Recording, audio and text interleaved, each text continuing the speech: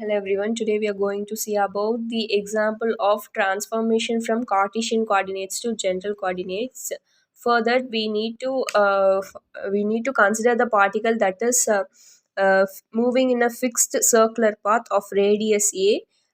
Here the angle must be q1, and we assume that angle is q1, and the radius is equal to q2.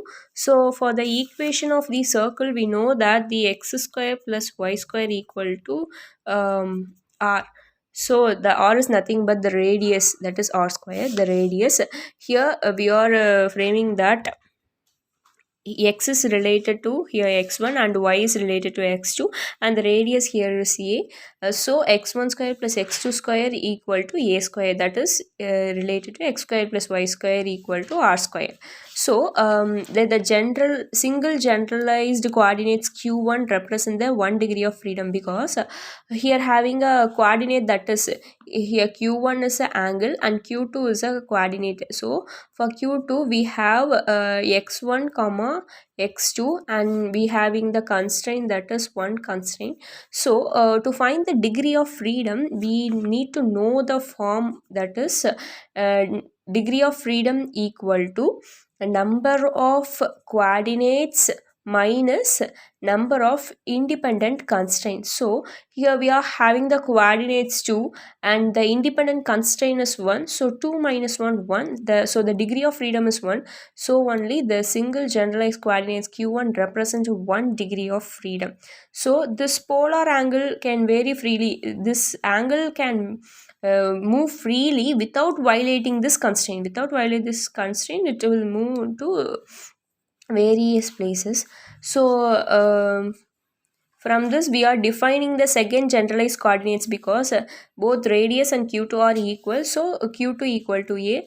The transformation equations are for that this is the equation, and the polar equation can be written as x1 r cos theta, that is x equal to r cos theta, then y equal to r sin theta.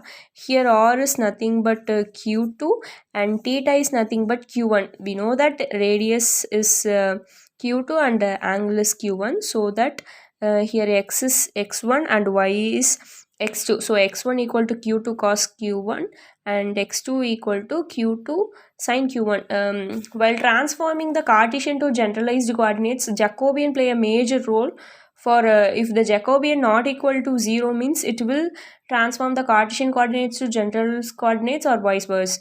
So the Jacobian of this transformation is, we are having a two coordinates. So dou of x1 comma x2 divided by q1 comma q2. The determinant form of this Jacobian is dou x1 divided by dou q1, dou x1 divided by dou q2, and dou x2 divided by dou q1, and dou x2 divided by dou q2. So consider this x1. So we have to differentiate with respect to q1. So if we differentiate the cos q1 means we get the minus q2 sin q1, and with respect to q2 means it will go off, and the remaining is cos q1. And the second one, if we differentiate with respect to q1 means if we differentiate the sign and we get the cos. So q2 cos q1, and if we differentiate q2 in this term means we get sin q1. So to find the determinant we need to cross multiply this. So if we cross multiply means we get minus q2 sin square q1 minus q2 cos square q1. So minus q2 taken as common means sin square q1 plus cos square q1 a.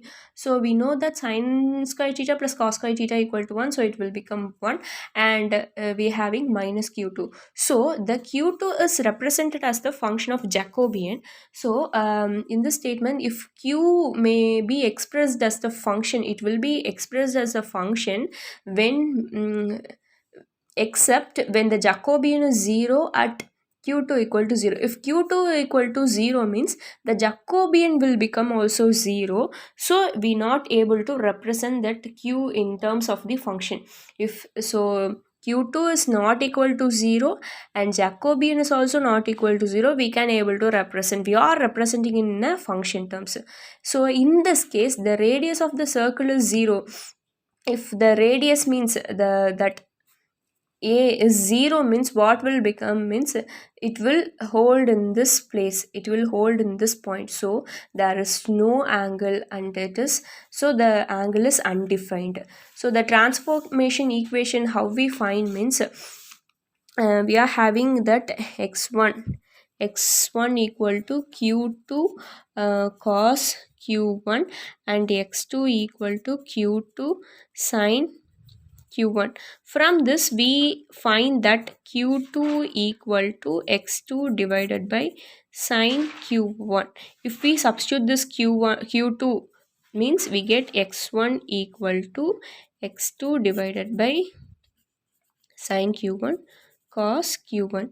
So we want to find that q1 value. For that what we are doing means um, x1 divided by x2 equal to cos q1 divided by sine q1. We are interchanging this, that is x2 divided by x1 equal to sine q1 divided by cos q1 and x2 divided by x1 equal to cot q1, and we have to find this q1. So sorry, tan q1, and so q1 equal to tan inverse of x2 divided by x1. This is our q1 value. Next we have to find that q2 value. We know that a and q2 are equal, so instead of a we have to replace q2, so we get x1 square plus x2 square equal to q2 square. If we want to find q2 means we get root of x1 square plus x2 square. This is our q1 value and q2 value. So what we are saying is we are arbitrarily take the q1 is nothing but angle, so the angle lies from 0 to 2 pi.